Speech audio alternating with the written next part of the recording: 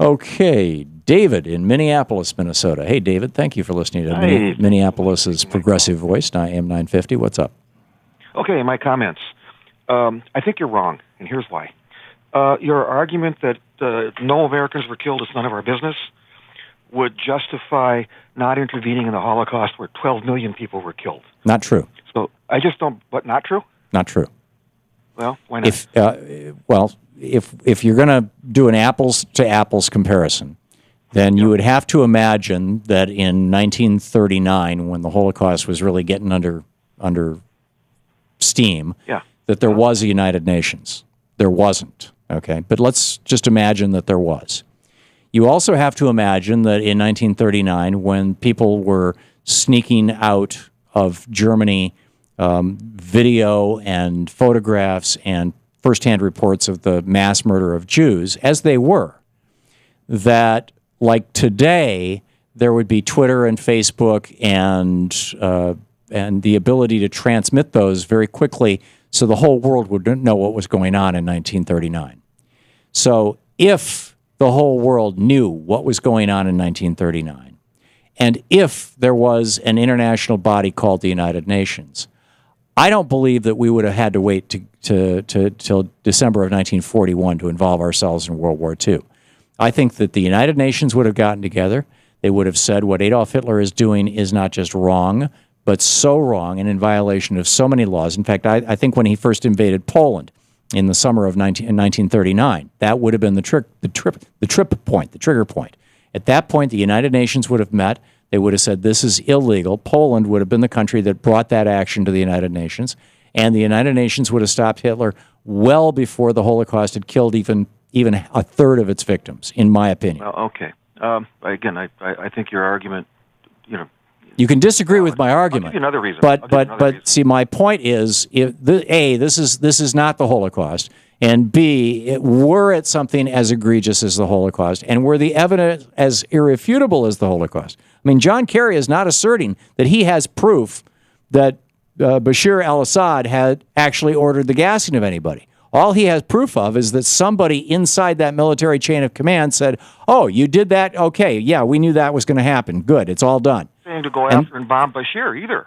They're saying take out the rocket launchers from which those gas attacks came. Doesn't matter who ordered them. Take out the source of the gas. And just but they're not going to do that with one bombing attack and then left. We're not going to have any success doing that. What? We are not going to be able to successfully do that. You can't take out the gas, first of all, because if you... As a matter of fact, I think you're right. I think that Obama actually made a couple of terrible blunders along the way. I mean, the fact that he said months and months ago that the United States is drawing a line... That was a big mistake. We're going to take action. That was a mistake. That was a mistake. But having made that mistake, to back out now compounds the mistake. I mean, it's going to make the United States look like a paper tiger. Then going to Congress, so then I think he should have gone in unilaterally, made one airstrike, and then left. Politically, I agree with you. He goes to Congress and says, oh, I want your permission to do this. And what's probably going to happen is that the Senate will approve it and the House of Representatives will disapprove it on purely political ground, Republican, Democratic grounds, and he's going to look even worse. Perhaps. It may well be. As I mentioned earlier in the program, over the weekend, I had a brief conversation with a friend who's a Democratic strategist here in town, and he said, Obama should have just gone in and, taken out a couple of airfields, blown up some airplanes, taken out some rocket launchers, blown up a command and control center, dusted off his hands and said that, that's enough of that. Not done enough to really, upset the Russians, but done enough that he could shut up his critics here in the United States. And initially, he never should have said, this is our red line. He should have said words to the effect of, if the chemical, biological weapons are used, then we will go to the United Nations and we will ask the United Nations to act, or we will strongly encourage them. This should be the world's red line. But to say it's ours, no, he shouldn't have done that. That, I agree, that was a blunder, a foreign policy blunder and a political blunder. But that's all water under the bridge. The fact of the matter is now that this decision has to be made. I think it's already been so badly bungled that there's no turning back. It's just it's a mess. And I think that. But see, it's going, in my opinion, David, and this is why, again, also, I don't think that there's any Holocaust analogy here whatsoever.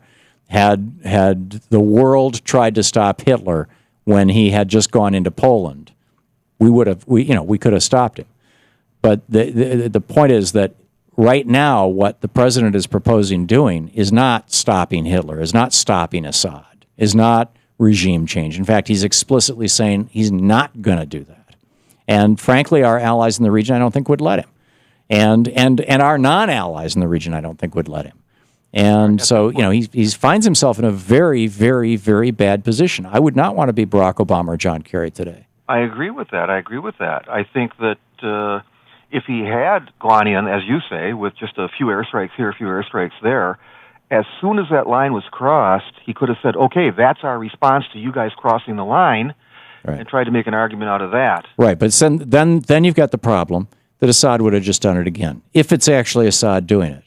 Or if it's people within Assad's regime who, because there's a lot of people, a lot of generals and a lot of military people in Assad's regime who hate Assad. A lot of them left. They've become the rebels.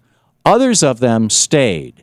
And they might be the ones who did this in the hopes that we would come in and take out Assad. And if we did pinpoint, basically slapping his hand kind of stuff, they would just do it again to get us to. Eventually, they're going to try and get us to take out Assad. Or eventually, Assad is going to thumb his nose at us to the point where we can't ignore it. Or eventually, he's going to retaliate by doing something like lobbing a missile at our, as Alan Grayson suggested on this program in the first hour. The embassy in Beirut is only 200 miles from Damascus. So Assad he's got missiles where he could easily take out the U.S. embassy. He could. But I don't think for a second he would even do that, because at that point he has killed Americans. That's a clear act of war, and he would be inviting a whole-scale invasion of Syria. Right. I don't think he would risk that. I doubt it, but right. Well, I doubt it very much. What if this isn't? What if he isn't completely in control of his own country? What if this is people within his own military doing this? Or what if that was done, but it was done by Hezbollah, by guys in Hezbollah who want to see us in conflict with that region? Or even more probable, what if it was done by guys in Al-Qaeda who want to see the Assad regime fall, because the Sunnis want to take that country over, and the Al-Qaeda people are, among the leadership of much of the Sunni group in that area. Could I get a word in here? Yeah. My word is this. We could take a position of what amounts to instrumental conditioning. A gas attack was launched by someone. Actually, about 30 of them have been. Immediately by taking out the launchers and then going away. And then you say, well, then they could do it again. Fine. Then we take out the launchers again. And every time they launch a gas attack, we respond immediately by taking out the launchers. And we aren't doing regime change. We aren't attacking a person. It doesn't matter who launched them. David, it sounds very nice and it sounds very precise, but that's not how war happens. Respectfully.